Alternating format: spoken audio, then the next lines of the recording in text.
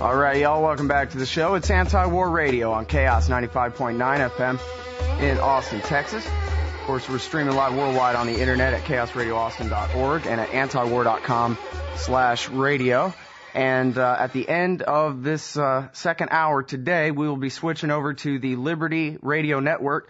That's libertyradionetwork.com to do the third hour today. And we'll be joined by the great Tom Woods, co-editor of the book We Who Dared Say No to War with Murray Polner, and a great many other books on top of that as well.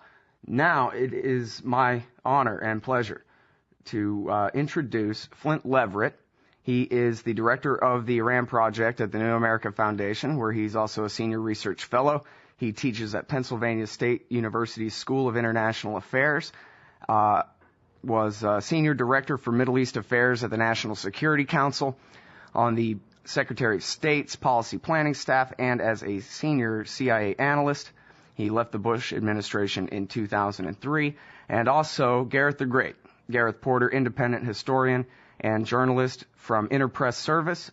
We rerun everything that he writes at original.antiwar.com/Porter. And his most recent book is called Perils of Dominance. And basically, first of all, I'd like to welcome you both to the show. Thank you. Thanks very much, Scott. And now I'd like to turn this hour over to Dr. Porter to conduct this interview of Flynt Leverett. So, Gareth, take it away. Thanks very much, Scott. I'm very happy to have the opportunity to do this interview. It's really been something that I've wanted to do for a long time, and so this is a great opportunity for me, as it is for your listeners, to have the advantage of the considerable insights that Flynt Leverett can bring to this subject of U.S. relations, U.S. policy toward Iran. And so welcome to the show, Flynt, and thanks very much for giving us your time. Well, thank you very much for the opportunity. It's good to talk with you. Well, let me start with the fact that you and your wife, Hillary Mann Leverett, have really taken on not just official U.S. policy toward Iran, but a lot of the sort of political elite, if you will, in Washington particularly over the past year or so by really becoming a very strong critic, not just of U.S. policy toward Iran in general, but towards the administration's policy of condemning the election in Iran and suggesting that the United States should, in fact, deal with the Ahmadinejad regime as a legitimate government because of that election. Yeah. And you have started your own website to get out your own analysis of developments surrounding this whole set of issues of relations with Iran. I'm wondering how you would describe what you're now trying to accomplish, particularly with your own website as well as the other work that you're doing on Iran. Well, I think there's a near-term agenda and a longer-term agenda. In the near term, and keep in mind that my wife and I both served at the White House on the National Security Council staff in the run-up to the Iraq War. We saw firsthand in that experience how a set of what were essentially myths about Saddam Hussein, about his the status of his WMD programs, about his alleged links to terrorist groups, including Al-Qaeda, how government, other power centers very effectively disseminated those myths, and the institutions that we would normally look to take a critical eye, exercise some independent evaluation of those claims, the press, think tanks, public intellectuals more generally, those institutions and individuals, for the most part, completely tanked in the run-up to the Iraq War. And I think the result was, first of all, a very, very serious mistake by the United States, but a mistake that has had really damaging consequences, clearly damaging human consequences, but also, I think, very damaging strategic consequences for the United States. And when we look at the Iran debate, we can unfortunately see some of the same same tendencies, same trends starting to play out. It's very, very easy to demonize Iran. It's very, very easy to claim that the election last year was a fraud. It's very, very easy to claim that Iran is hell-bent on developing nuclear weapons. We think that reality... It plays into a set of very strong political slants, political beliefs that you have to sort of overcome, I take it. Absolutely. It plays to some already very well-established perceptions and stereotypes. It's very easy for people to buy it, just as it was easy for people to buy the myths that were circulated about Saddam Hussein in the run-up to the Iraq War. And so in the near term, our agenda is, at least this time around, we want to feel like we at least have done everything that we could to try and look objectively at what Iran is doing in its nuclear program, what Iranian domestic politics is like, what Iran does in its foreign policy, and, produce what we hope and certainly try to formulate as objective, reality-based analyses of these things and push back against the facile myth-making. In the longer term, I'd say I like to think we have a more positive agenda, which is that we think that Iran is a critically important country in one of the most important parts of the world. And at this point, given the relative decline in American standing and influence and the relative increase in Iranian standing and influence, my wife and I would argue that the United States at this point can't achieve its own objectives in this part of the world without a better and more productive relationship with Iran. And so we're trying to make the case for a strategic rapprochement with the Islamic Republic, kind of Nixon to China opening, if you will, and that's kind of the long-term affirmative case that we're trying to make. What's your take now on the sort of the present sort of strategic situation, if you will, with regard to the administration and the Western coalition's effort to isolate Iran on the specifics of its record, not the specifics, but in general on the nuclear issue, and in light of the recent sort of breakthrough, if you will, of the Iran-Turkey-Brazil agreement on a fuel swap? Well, I think at a minimum the Brazil-Turkey deal has complicated the Obama administration's efforts to get a new sanctions resolution passed. I think that at this point we're in a competition between the United States and Iran, a competition essentially over who's going to get blamed if the joint declaration doesn't actually pan out. Will the United States, ram through a resolution through the Security Council, what will turn out to be a rather divided Security Council, I think, and just focus on getting the sanctions, but do a lot of damage to its own, longer-term credibility in multilateral settings, or is Iran going to be the state that ends up being blamed if the joint declaration doesn't play out? And I think the administration is having to face up to some very, very difficult choices right now in figuring out how to respond to the Brazil-Turkey initiative. And we will, the next few weeks are going to be an extremely interesting period to watch. Do you see in these next few weeks a return to direct talks involving Iran and the P5+1 with regard to the fuel swap issue before there is a final showdown on the sanctions? I'm inclined to say no. I don't want to be categorical in that. But I think that for talks to advance, the administration is going to have to do something that it has been unable or unwilling to do up until this point, and that is accept the reality of uranium enrichment in Iran.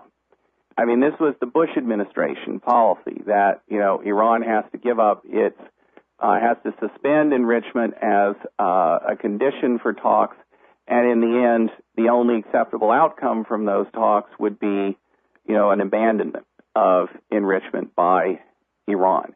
Is that because you think that that Iran is in effect saying that they will only talk to the United States if we agree that they don't have to discuss the issue of zero enrichment, and the United States is taking exactly the opposite position? At this point, that's it. I think that's a fair summary. And this is why the Brazil-Turkey declaration, when it actually came out, why it created such problems for the administration is because in the very, very first item, very first paragraph of the declaration, it says very explicitly, Iran has a right to enrich uranium. And the administration is internally divided on this. From the beginning, there are people in the administration who I think, like me, recognize that enrichment is a reality. Iran knows how to enrich. It gets better at it the longer it does it. And at this point, it is not going to abandon that. It is not going to surrender that. And therefore, the realistic American approach is to say, okay, let's talk about the circumstances under which Iran enriches so that we can all be comfortable that proliferation risks are controlled. There are some in the administration who see things that way, but there are also powerful people in the administration who aren't willing to make that leap, who think we have to hold out for zero enrichment. I think those folks are in denial of reality, but they are there. It's a division which has never been resolved, and this is part of why when Iran first raised the issue last year of buying new fuel for this medical research reactor in Tehran, a thoroughly safeguarded reactor, the administration came back with this idea of the fuel swap. Iran sends some of its low-enriched uranium out in return for finished fuel, and the argument was that this would buy a year in which Iran would not have enough LEU, low-enriched uranium, to have a theoretical possibility to produce a nuclear weapon, and we could negotiate and see if a bigger deal was possible during that year. But the negotiations, frankly, needed to take place not just between the United States and Iran, they needed to take place within the Obama administration about what the long-term position on uranium enrichment was going to be. This division is still unresolved, and part of why the administration reacted initially so sharply, so negatively against the Brazil-Turkey deal is because it puts that issue front and center. Well, it's relatively easy to identify the figures who have been pretty hard line on this. Obviously, Gary Seymour is publicly identified with the zero enrichment option, has embraced that publicly before he went into the administration. You've got Dennis Ross, of course, also taking that position. It's more difficult to identify somebody who's really the more realist. Can you help us identify anyone who you think is really taking the realist position on? Well, I think some conversations I have are done in confidence, and I'm going to respect those confidences, particularly because these are people that I think are taking the right position in terms of what American policy should be, and I don't want to do anything that would undermine them. But I can say there are people in the administration who, to my mind, take a more realistic and appropriate view of the issue. They're in a minority, and they haven't been able to set policy. They believe they're still in the game. That this is not a done deal by any means. I think that's right.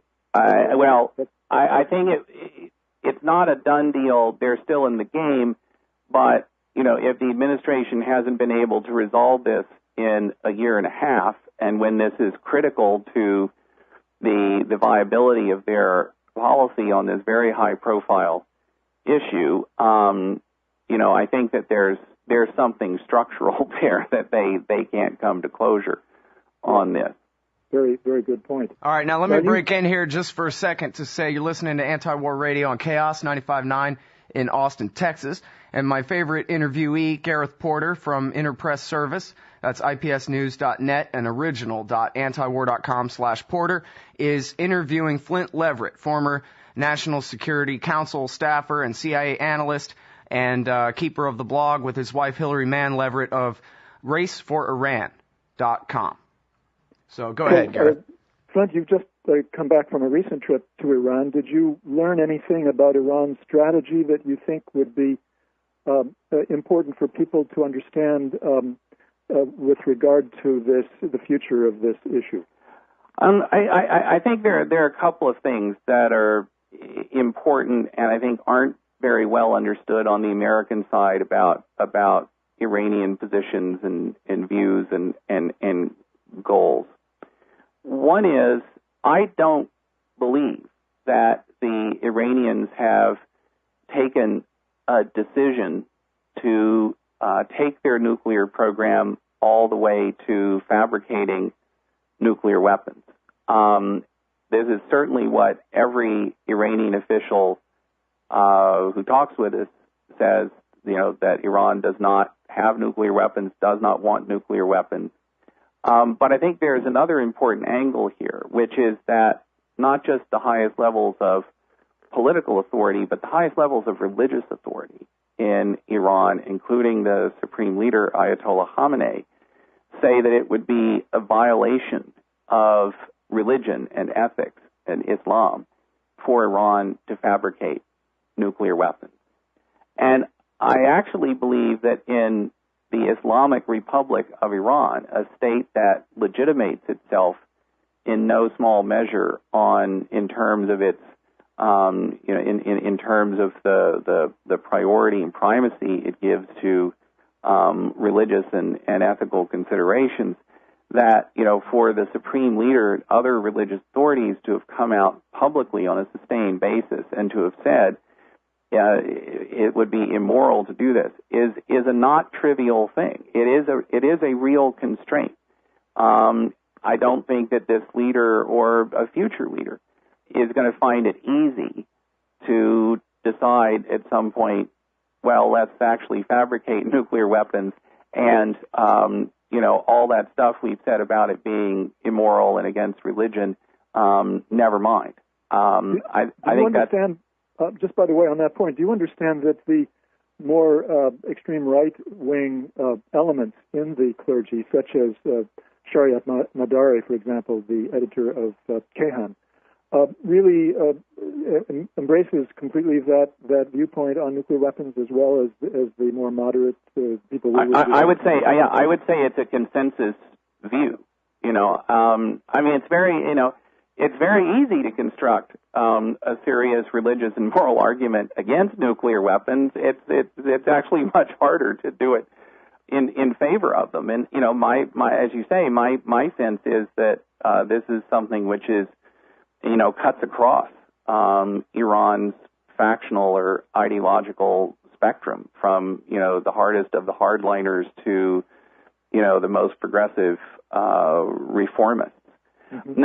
And that leads me, I think that the best way to understand the Iranian nuclear program, they do take it very seriously as something that stimulates their own internal scientific development, technological development, and they take it seriously over the long term as something that could begin to help them meet some of their own burgeoning demand for electricity and power generation.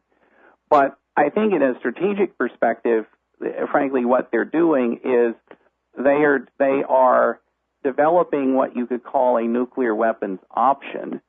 They, I think, ultimately want to be seen by the United States, by other countries in the region, as having, the major capabilities you would need in order to fabricate nuclear weapons if at some point you took a decision to do that, but not to proceed to weaponization. And, in terms of their strategic situation, I understand why they would want to do that. And, the NPT is written in a way that, as even Muhammad al-Baradei himself said, and I quote, this is kosher under the NPT. So I think, you really need to look in sort of full 360 degrees at the Iranian nuclear program, what it means from an Iranian perspective, the kinds of domestic constraints that exist in Iran against overt weaponization, and realize that, they're going to keep pushing ahead with developing these kinds of building blocks. And from a non-proliferation point of view, what we, I think, should want to do is to, get as many limits built into that, and certainly as much transparency built into that as we possibly can, to minimize the proliferation risks which are there. The idea that we're somehow gonna browbeat them into giving all of this up is I think just a pipe dream. I mean, that's one thing that I think I would want to get across. Just on that point about the desirability of striving to build in a degree of greater degree of monitoring and transparency as the objective of diplomacy with Iran. What was possible in 2005 or 2004-2005 period when the Europeans were negotiating with the government before, the Khatami government before? Look, I think the basic trade-off is we, the United States, the international community, acknowledges Iran's right to all relevant civil nuclear technologies, including fuel cycle technologies and uranium enrichment. And in return for that, the Iranians agree to more intrusive inspections, monitoring, verification of what they are doing. If we would agree that Iran has a right to enrich, then we could talk with the Iranians about, numbers of centrifuges and numbers of sites and how those sites are going to be monitored. We could certainly talk to them about ratifying and implementing the additional protocol to the Non-Proliferation Treaty, which would provide a lot more transparency and access for the International Atomic Energy Agency than not having the additional protocol in effect. I think that's essentially the trade-off that's always been there. It's just the longer we wait to make that trade-off, the more Iran is going to have, the more centrifuges they're going to have, the more sophisticated they will be, the more capable they'll be. Just to follow up on that issue of the negotiations that had taken place prior to Ahmadinejad's regime, were you aware of the fact that the Iranians, as part of the negotiating posture that they had in 2005, proposed actually to immediately transform the low-enriched uranium that they produced into fuel rods for their, at that point, obviously not yet operational, and not to be operational for some years, power plants. Right. And to what extent do you think that was ever really thought about in terms of U.S. or European policymakers? Did they? I don't think it was really seriously thought about at all in the U.S. context, because it would have meant, again, it would have gone back. You would have had to have accepted the reality of Iranian enrichment. Yeah. But how much better off would we be today if we had accepted this and it was, clearly understood that uranium enriched to 3 or 4%, in Iran would be taken and turned into fuel rods to be put in thoroughly safeguarded reactors. I mean, yes, Iran, gets to enrich uranium and gets to get better at the technology and the capability, but, they're going to do that anyway. Wouldn't you like to have more controls or more safety mechanisms built into that so that the proliferation risks are controlled? But, the longer we wait to make this, I think, in the end, inevitable deal, in a sense, you could say the higher the price gets for us. All right, gentlemen, let me break in here for just a second again to say this is Anti-War Radio on Chaos in Austin. And can you believe this is my job? This is so cool. I'm just sitting back listening to my good friend Gareth Porter, my favorite interviewee on this show, independent historian and journalist from IPS News, interview Flynt Leverett, former NSC staffer and keeper of the blog Race for Iran. And if it's okay, and I'm sorry, I don't mean to take you too far off your track here, Gareth. Put a finger by your next note or something. But if it's okay, I'd like to ask Mr. Leverett a question here myself. Sure, please. Okay, late last October, Iran declared to the IAEA that they were building a facility at Qom that was going to be put into use to enrich uranium, a separate uranium centrifuge enrichment plant from the Natanz facility. 4 days later, Obama, Gordon Brown, and Nicolas Sarkozy gave a giant press conference and said that we've busted them. They had a secret facility. Yes. And then the news said, well, it's true. Even David Sanger said, yes, it's true that the Iranians did declare the facility a few days ago. But as repeated in the New York Times today, is the assertion that, well, the Iranians only confessed to it because they knew that they were about to get called on it. Because apparently unstated, but it seems like, I don't understand, other than they're saying that the Iranians somehow broken Obama's codes and they know what was going to be in his speech in 4 days. Yeah. Is there any credible evidence anywhere on the face of the earth that Iran did anything but what they claimed, and that Obama just, later took something that hadn't been very publicized and pretended to bust them on a secret program that in fact they had openly admitted to? Well, I mean, if there is that evidence, I'm unaware of it. I think what's really interesting here, I mean, you put your finger on part of it. I mean, this is partially what I mean when I talk about this process of myth-making, about how, a certain thing gets asserted, it seems like, oh, we know the Iranians are bad, this must be true.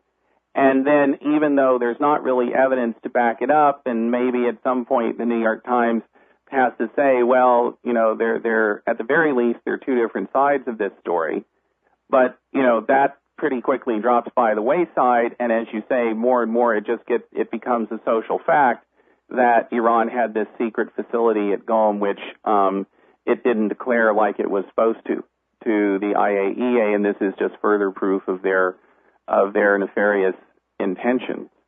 I mean, I think what's really going on here is, and it's part of, I think it reinforces my argument that you want more access, more cooperation from the Iranians rather than less.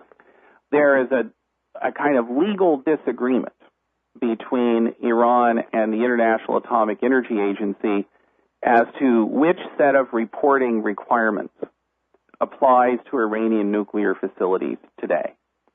The agency says that, and it is true that at a certain point several years ago, Iran agreed to a more stringent set of reporting requirements where you basically have to report a nuclear facility pretty much as soon as you start building it.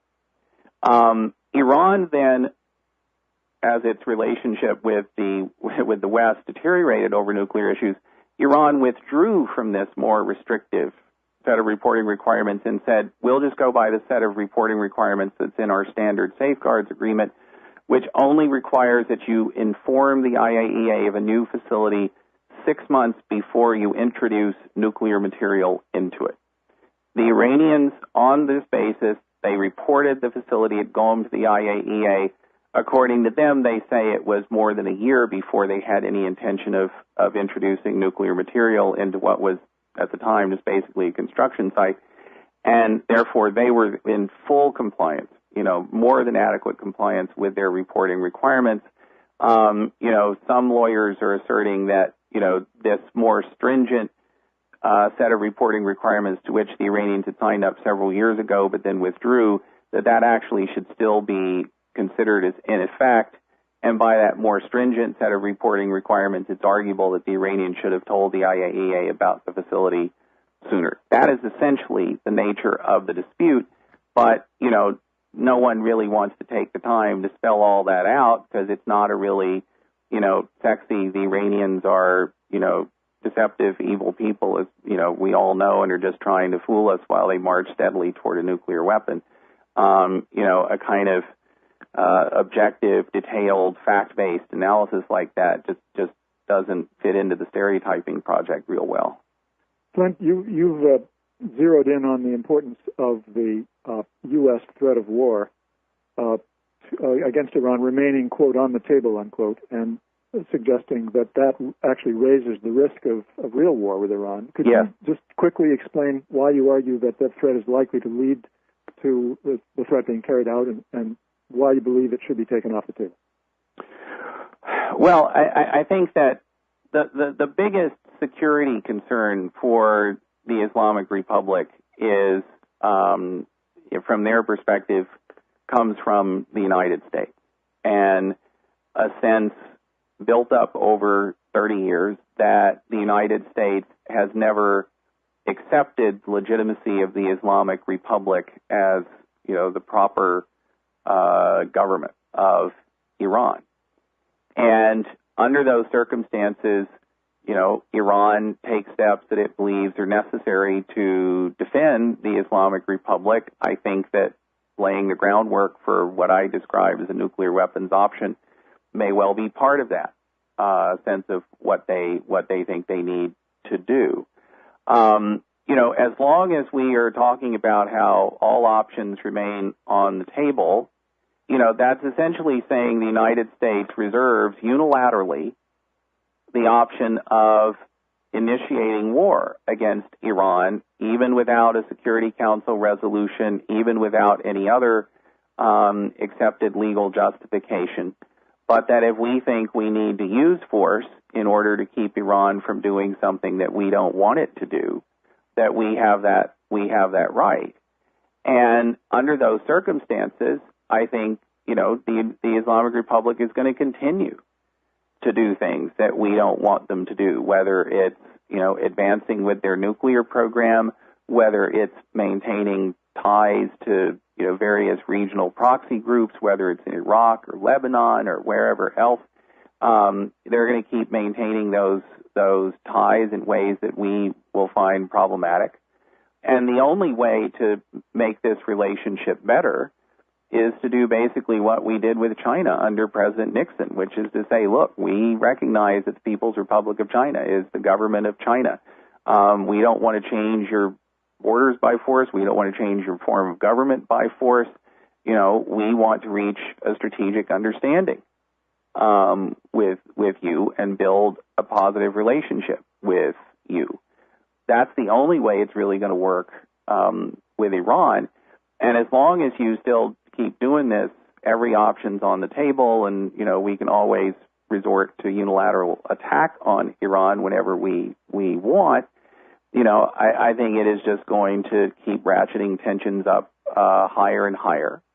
And it's going to produce a dynamic where, as Iran gets more capable with nuclear issues, as its regional position gets stronger in Iraq, in other places, there are going to be more and more powerful constituencies in the United States and, possibly from countries outside the United States, which will be saying to the United States, you need to use force to deal with this.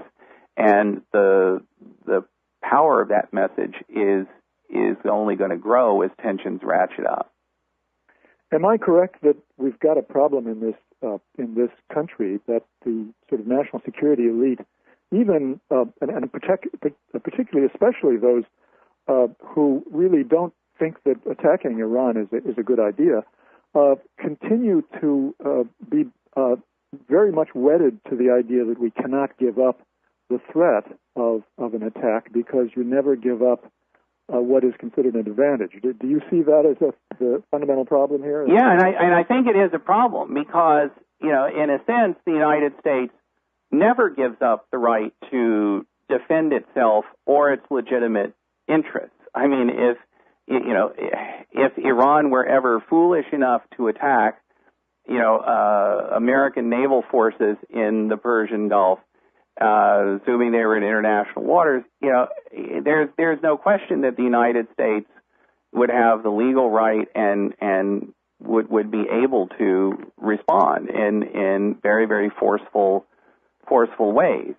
The issue is, using force unilaterally against Iran, not because they have given you a casus belli, but because you think that they've gotten too far down the road in learning how to enrich uranium. That's essentially what it boils down to.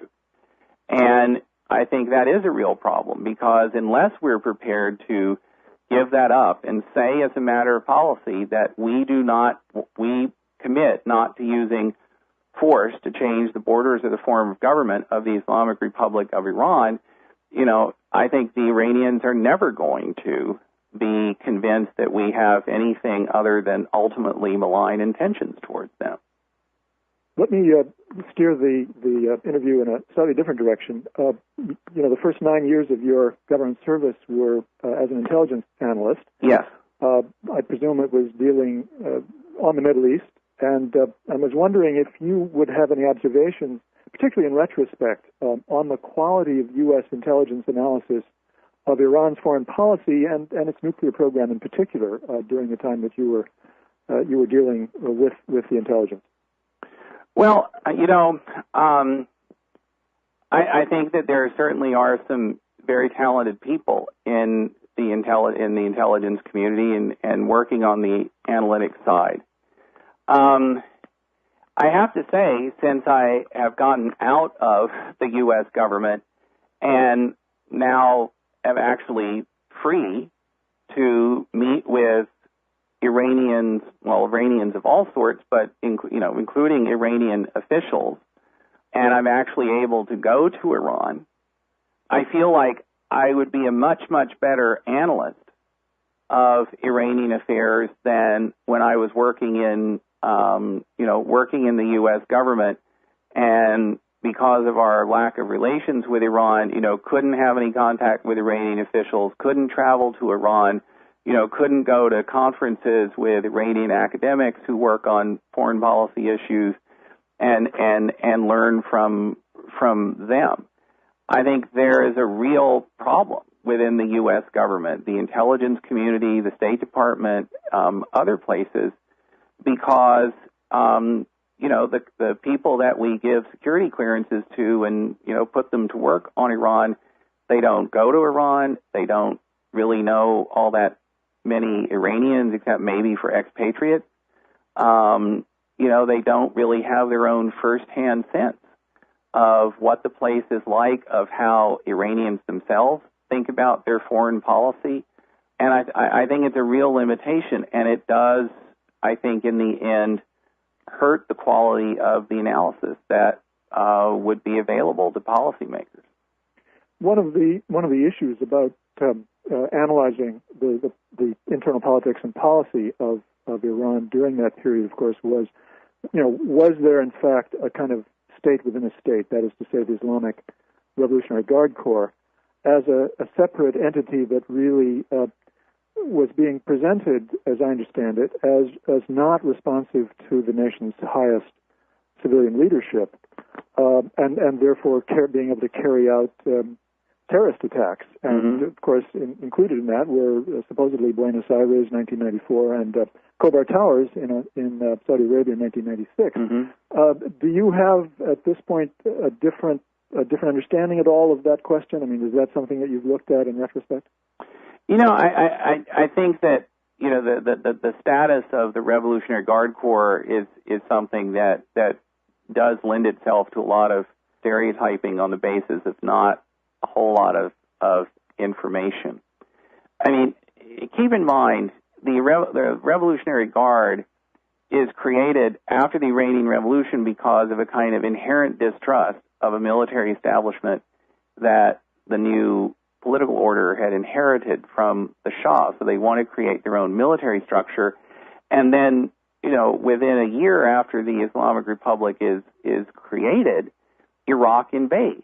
And so the Revolutionary Guard becomes the vanguard for this defense of Iran in this terribly bloody 8-year war with Iraq.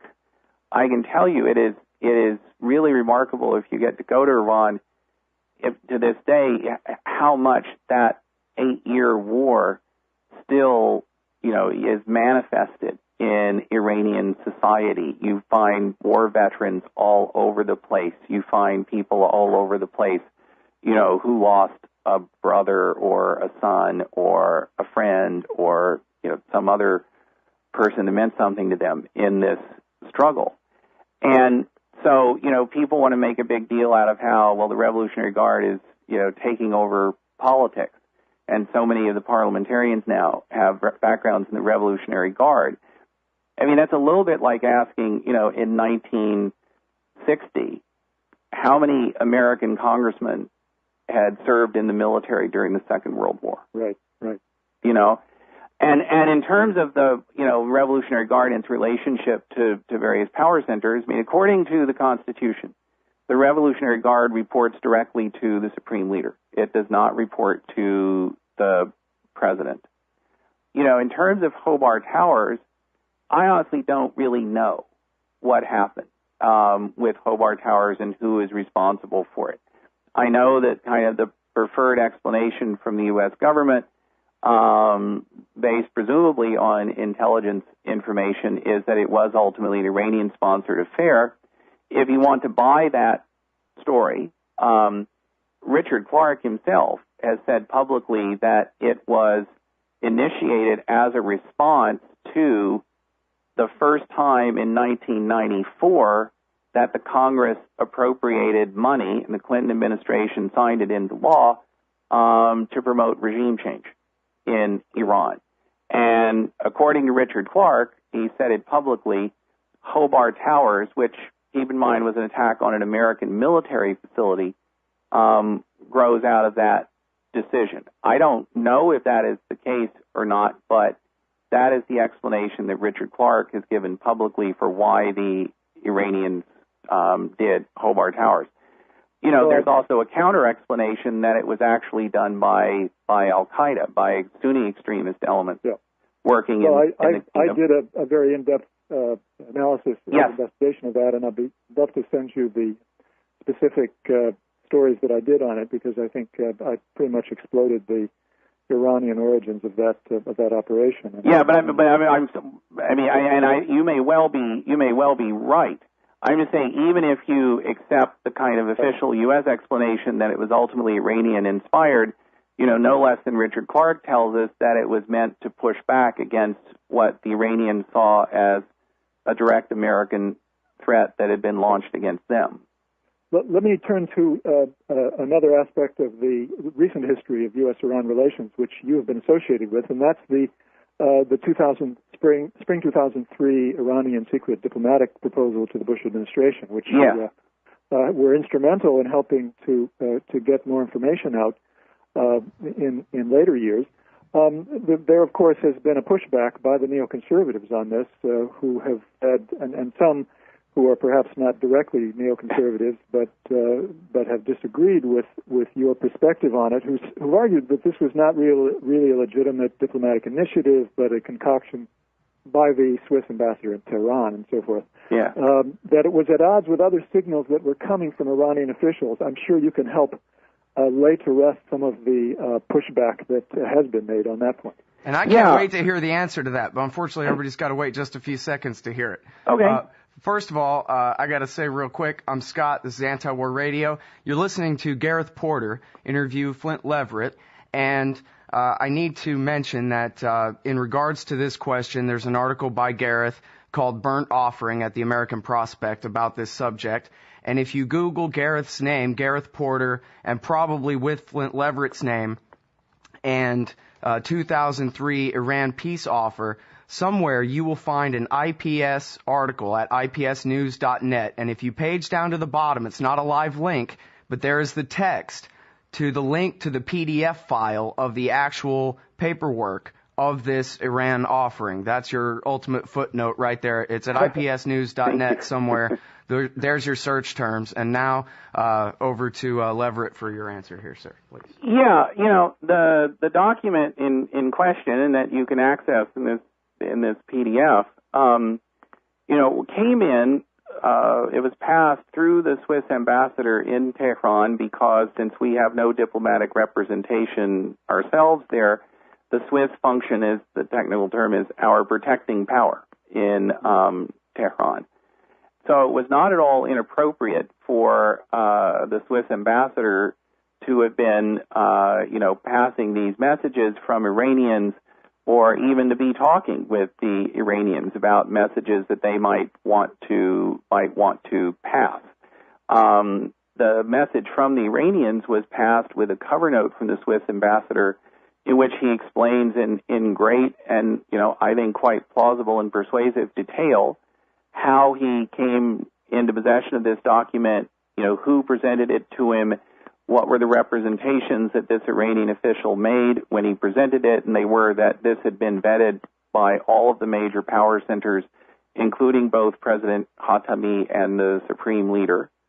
And, under those circumstances, I think it should be taken very seriously as a genuine communication from the Iranian side. I mean, you can then argue about the merits of what the Iranians are talking about, but I think to say that it didn't come from the Iranians is just delusional. Since I've left government, I've been able to talk with, a wide range of Iranian officials, all of whom were in office at the time that this document would have been passed. Some still hold office, some don't. But, I haven't found anybody, who was really in an important position in terms of foreign policy, national security, decision-making, who, hasn't said, yeah, that offer came. They may well say, but, now the strategic situation has changed and, we wouldn't be offering something as generous as, that document seems in retrospect. Well, but, one of the points it was genuine. One of the points that you can shed a further light on is this argument that I've seen made more than once that, well, we were getting very different signals from Iranian officials in other parts of the world that did not really match up with the message that was being passed here. Yeah, I don't really understand what that means. Certainly, my wife was involved directly in almost 2 years of regular discussions with Iranian counterparts about Afghanistan and Al-Qaeda after the 9/11 attacks. And, that dialogue went up until, roughly the same time that this Iranian document came in through the Swiss. And certainly, her experience, as she's recounted it, negotiating with the Iranians in that period, was that the Iranians wanted to expand the dialogue. They wanted to raise it to, a bigger strategic kind of dialogue with the United States, and it was the Bush administration which was resisting doing that. They then try this non-paper that came in through the Swiss, and again, it's the Bush administration that rejected or didn't follow up on that particular offer. You can always find some statement by an Iranian official somewhere, expressing hostility or criticism of the United States, and you could always take that statement and say, see, the Iranians don't want to deal with us. But in terms of actual authoritative communications that we had with them, either directly or through the official channel through the Swiss, they were given a different message. There's another argument I'm sure you're familiar with as well, and this was by Dennis Ross. I believe it was early this year or perhaps late last year, in which he said the reason that the Iranians were willing to or eager to make such a diplomatic approach to the United States is that they were so afraid that the United States, having completely won in Iraq, would then turn to Iran, and that's why they were so pliable.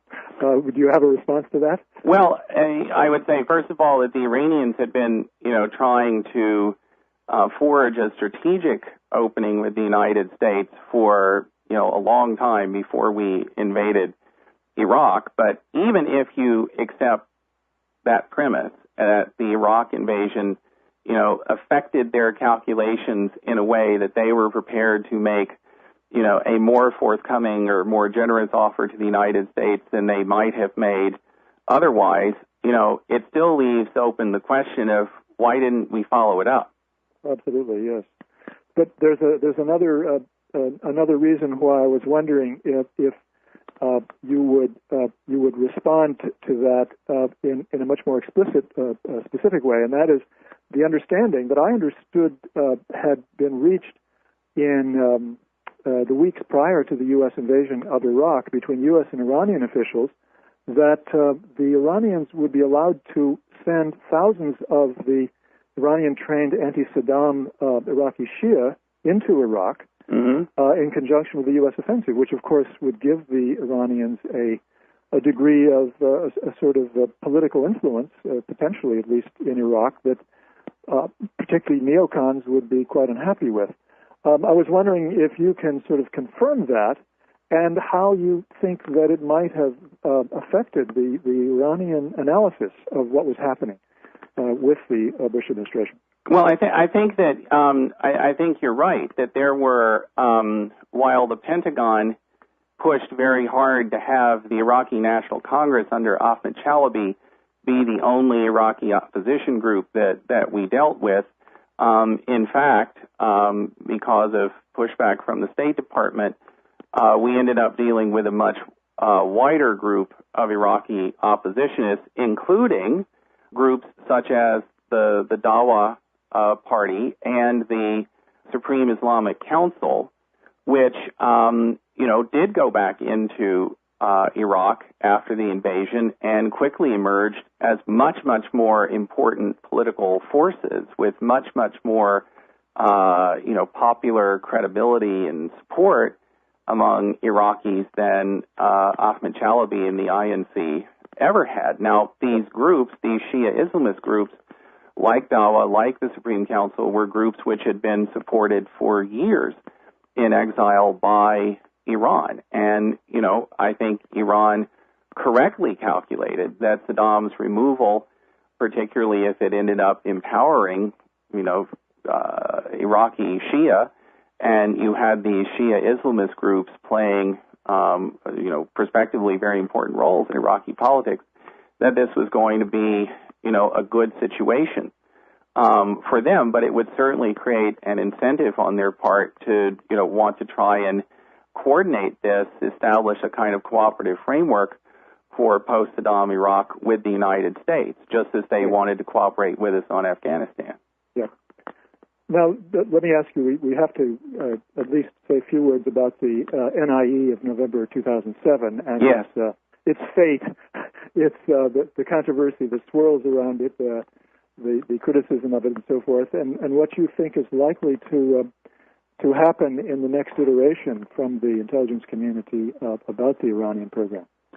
Well, I have to say I don't have any inside information on that particularly. I mean, it seems as if the next NIE, whenever it comes out, is going to place more of an emphasis than the 2007 document did on kind of the let's call it the purely weapons-related aspects of the program. I mean, there are things like enriching uranium, which, yes, in theory it could ultimately be used to produce weapons-grade fissile material, but there are a whole lot of legitimate non-military uses for that capability. If you're really working on, shaped charges or various kinds of triggers for chain reactions, it's harder to identify, potential non-military applications for some of those things. And, like I said, I don't have any inside information, but I think there is I gather there's likely to be more of an emphasis on what the intelligence community sees as evidence that Iran may have done, work on some of those kinds of capabilities as well as working on the fuel cycle. Do you have any sense as to whether the intelligence community, and particularly the CIA, absolutely accepted the so-called laptop documents, the alleged studies documents, as the IAEA has called them, as genuine, and therefore built at least some of its analysis around that, as opposed to being skeptical about them? I think that there's a real possibility of that. Now, I mean, eventually the laptop of death was I think more or less discredited. But now supposedly there's new intelligence. What worries me is at least some of this is supposedly from defectors, and we all know what intelligence from defectors was like in the case of the Iraqi nuclear program.